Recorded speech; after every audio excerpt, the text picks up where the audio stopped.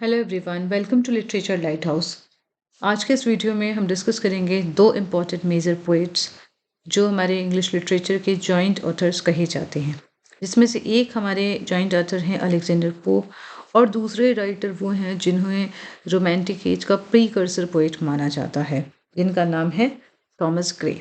तो दोनों ही बहुत इंपॉर्टेंट हैं। थॉमस ग्रे का नाम हम ग्रेवयार्ड पोएट्री में पढ़ेंगे और अलेक्जेंडर पोप को आप जानेंगे हीरोइक कपलेट के मास्टर के तौर पे। ओके, तो आज का लेक्चर स्टार्ट करते हैं। इसमें हम डिस्कस करेंगे the rape of the lock and an elegy written in a country churchyard. ये दो मेजर पोएम्स हैं और ये काफ़ी इंपॉर्टेंट हैं। बहुत सारे क्वेश्चन इनसे पूछे जाते हैं। पहला क्वेश्चन ये है, the rape of the lock ये कितने कैंटो में आता है?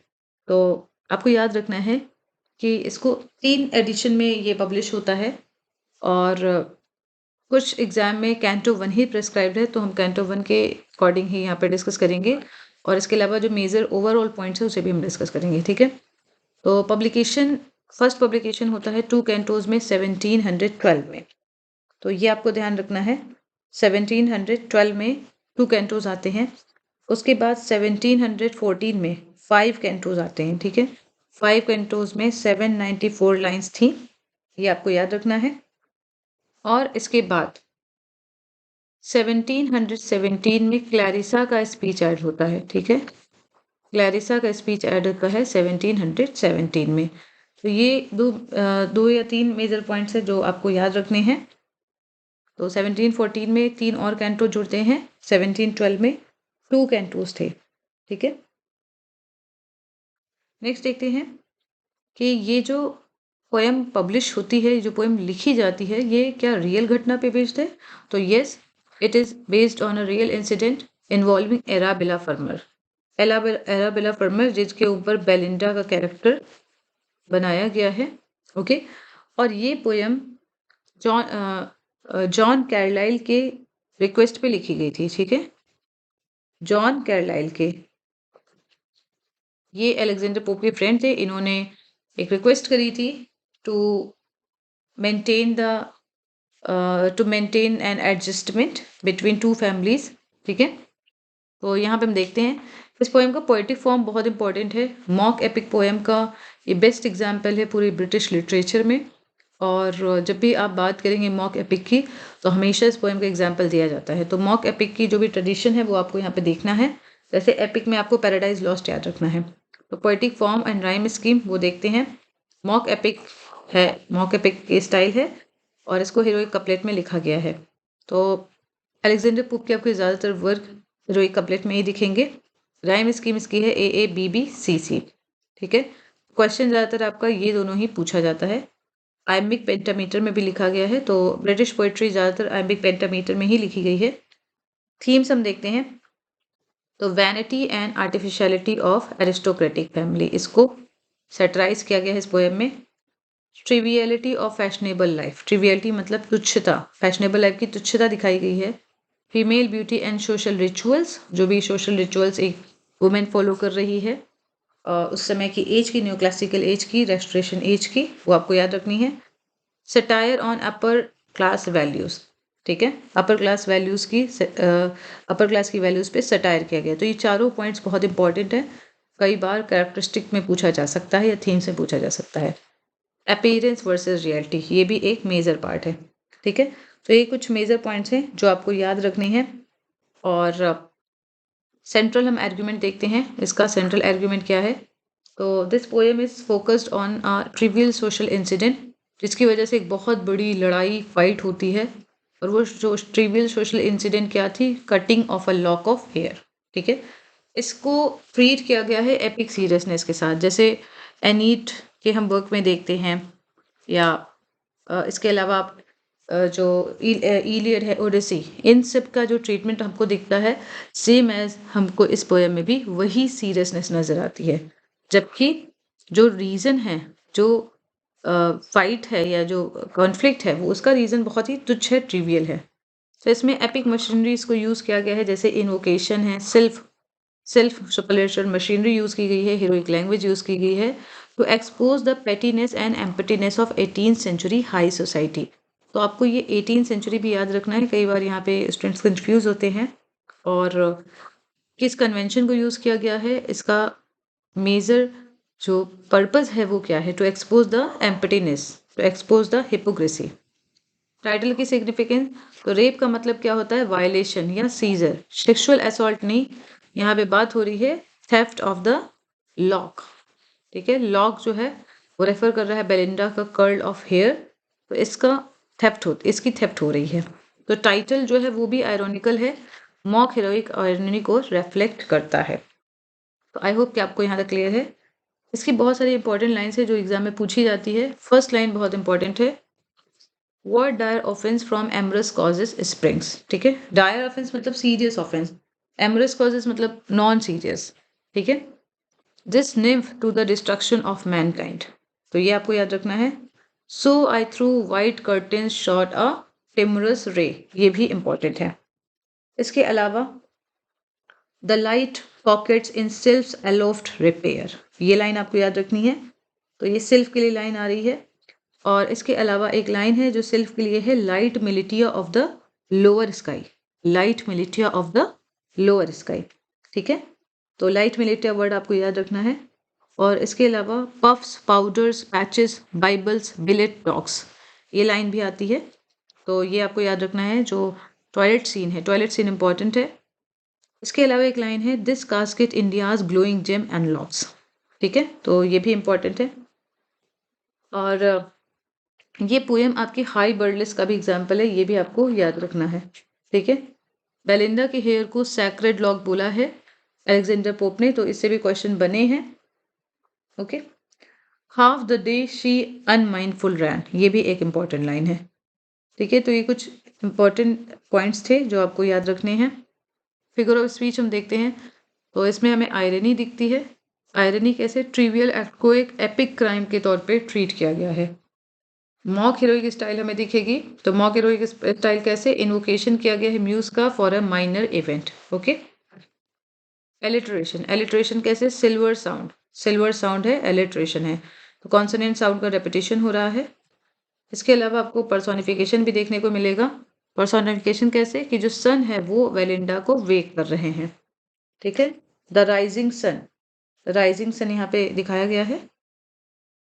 सटायर है इसमें, तो ये सटायर है एरिस्टोक्रेटिक सोसाइटी के ऊपर रिडिक्यूल के फॉर्म में, ठीक है। तो ये कुछ पॉइंट है। यहाँ से एक क्वेश्चन बनता है कि बेलिंडा को जगाता कौन है, तो कुछ लोग स्टूडेंट्स एरियल में कंफ्यूज होते हैं क्योंकि एरियल उनके ड्रीम में आती है, और कुछ लोग का कहना है कि शॉक है। तो इसका रियल आंसर जो है वो शॉक है। शॉक जो उनका डॉग है, वो जब बेलिंडा को मतलब सुबह कडल कर रहा है या उनको लव कर रहा है, ठीक है, उनको अफेक्शन दिखा रहा है, तो इस तरह बेलिंडा की नींद खुलती है। एरियल का जो रेफरेंस है वो ये है कि एरियल उनको सपने में आती है और उनको वार्न कर रही है, क्योंकि एरियल एक सुपरनेचुरल इमेजरी है, तो उसे एक आइडिया हो जाता है इम्पेंडिंग जो डेंजर है उसका, और इसलिए वो सपने में उसे बताती हैं कि तुमको कहीं जाना नहीं है, तुम्हें कहीं रेडी नहीं होना है, ये सारी चीज़ें वो बताती हैं कि कुछ होने वाला है, पार्टी में नहीं जाना, इस तरह की चीज़ें। तो वो सपना तो आता है, लेकिन जैसे ही बेलिंडा की नींद खुल जाती है वो सारा सपना भूल जाती हैं, ठीक है। तो इसका रियल आंसर जो है, उसका एग्जैक्ट आंसर वो है शॉक। शॉक इनके डॉग का नाम है। तो ये एक बार नेट के एग्जाम में पूछा गया था कि इनके डॉग का क्या नाम है, ठीक है। आपको यहाँ से सुपरनेचुरल मशीनरी जो है वो भी आपको याद रखनी है। जो 4 सुपरनेचुरल मशीनरी है वो क्या नाम है, किसको रिप्रेजेंट करती हैं, ये आपको भी नोट करना है। ये पोएम फाइनेस्ट एग्जाम्पल माना जाता है मॉक एपिक पोइट्री का। तो मैंने आपको बताया कि मॉक एपिक में ये बेस्ट एग्जाम्पल है, और ये क्लासिकल एपिक फॉर्म को मॉडर्न सोशल सटायर के साथ मिक्स करता है।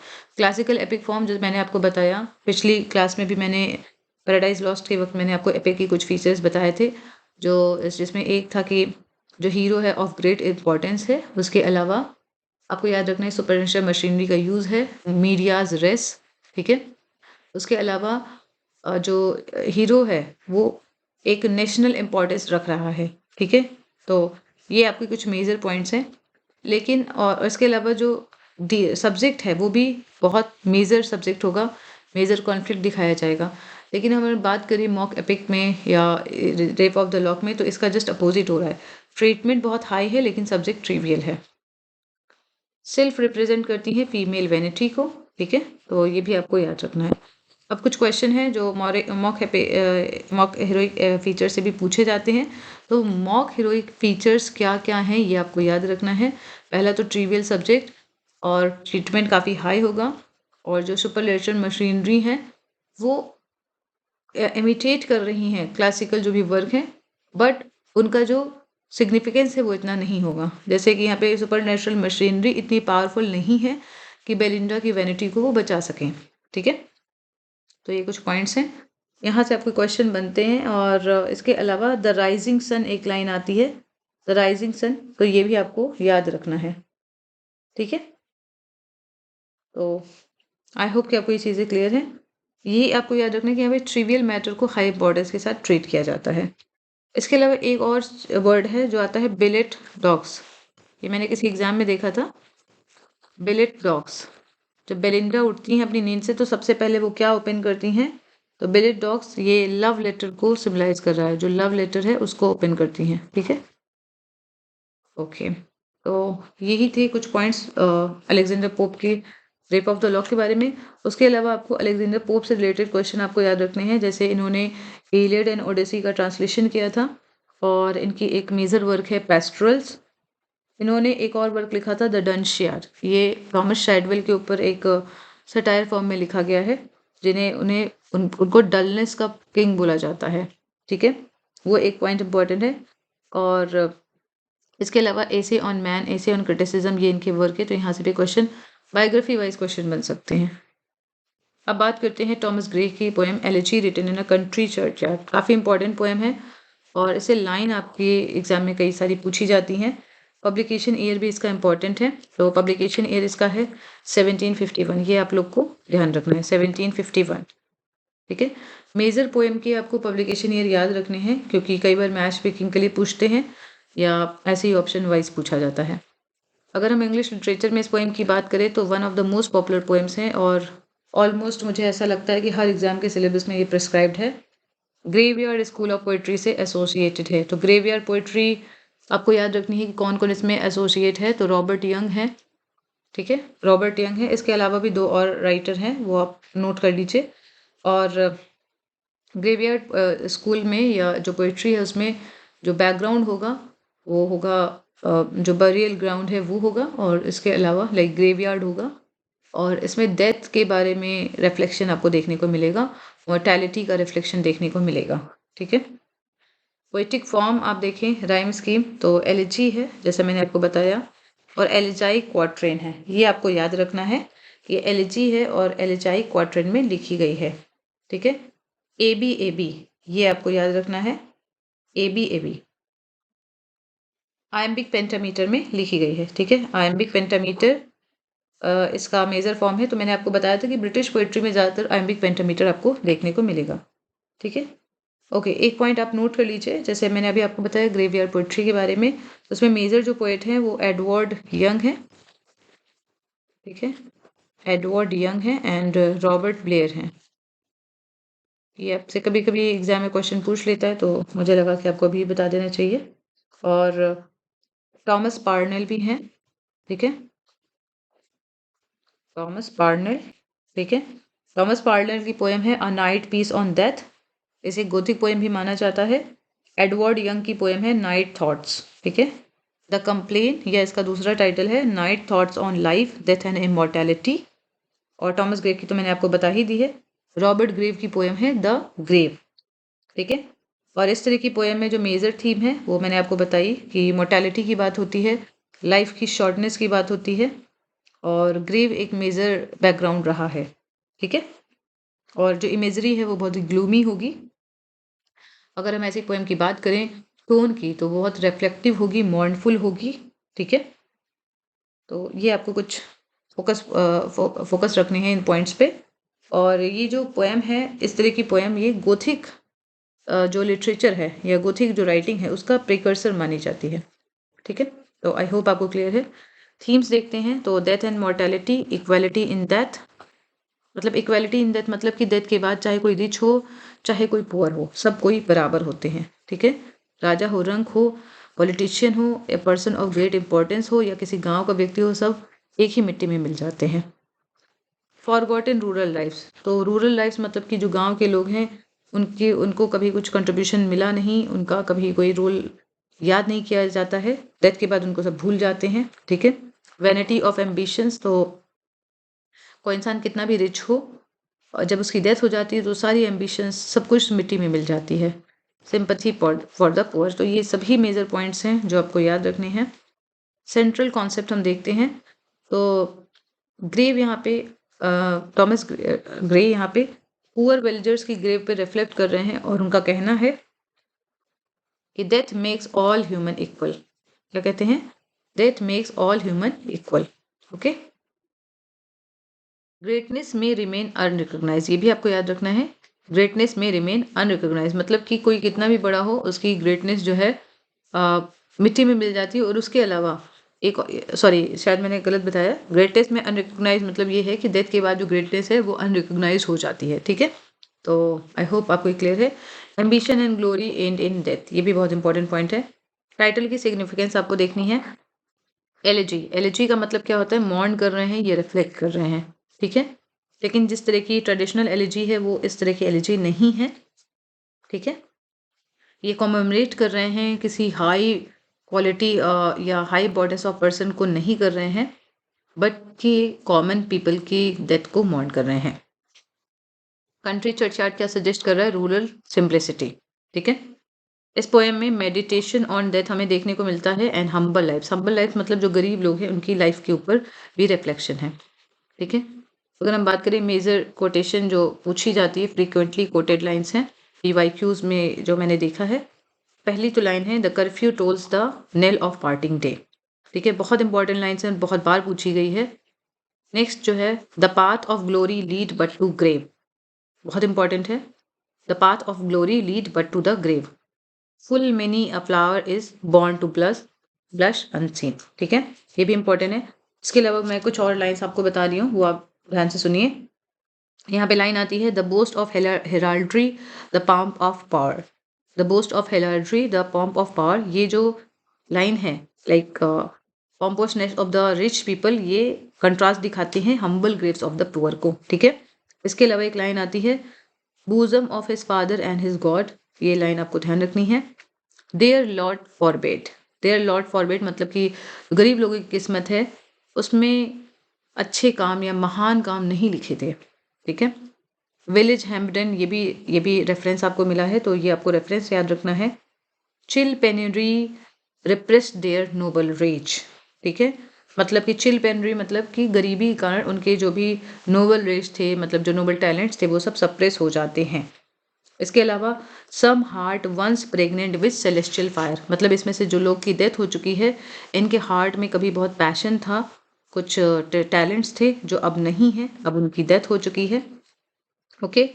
इनग्लोरियस मिल्टन, यहाँ पे एक लाइन आती है इनग्लोरियस मिल्टन करके, तो इसका कहने का मतलब है कि बहुत सारे ऐसे लोग हैं जो कि काफ़ी जिनके अंदर बहुत टैलेंट्स थे, बट क्योंकि वो गरीब थे तो इसके कारण वो इनग्लोरियस रह गए, मतलब उन्हें रिकग्निशन नहीं मिली। ठीक है। इसके अलावा यहाँ पे इस पोएम में राइटर ने एपिटाफ दिया है अपनी ही अपनी ही डेथ के बाद का जो एपिटाफ है वो भी यहाँ पे मिलता है। तो उन्होंने एक लाइन दी है here rest his head upon the lap of earth, मतलब जब उनकी डेथ हो जाएगी तो लोग उनकी डेथ के बाद ये कहेंगे, ठीक है, कि here rest his head upon the lap of earth. ये आपको ध्यान रखना है, कई बार एपिटाफ वाले पॉइंट से क्वेश्चन बनते हैं। ठीक है। और एपिटाफ में क्या लिखा लिखा रहेगा? A youth to fortune and to fame unknown. ठीक है। तो ये आपको याद रखना है। इसके अलावा एक लाइन यहाँ पे बहुत इंपॉर्टेंट है, वो है can honours voice Provogue the silent dust. Can honours voice Provogue the silent dust, मतलब कि जो फेम है, क्या जो फेम की आवाज़ है, क्या वो साइलेंट डस्ट को, जो डेड लोग हैं, क्या उन्हें उठा सकती है? तो नहीं उठा सकती। तो ये रेटोरिकल क्वेश्चन का एग्जाम्पल है। ठीक है। अनऑनर्ड डेड, एक यहाँ पे फ्रेज आता है अनऑनर्ड डेड मतलब विलेज पुअर जो कि अनऑनर्ड रहे हैं। ठीक है। द पाथ ऑफ ग्लोरी, ये मैंने आपको बताया है। द कर्फ्यू टोल्स, ये भी इंपॉर्टेंट है।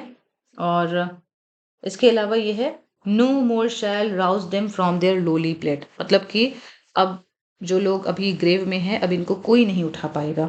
ठीक है।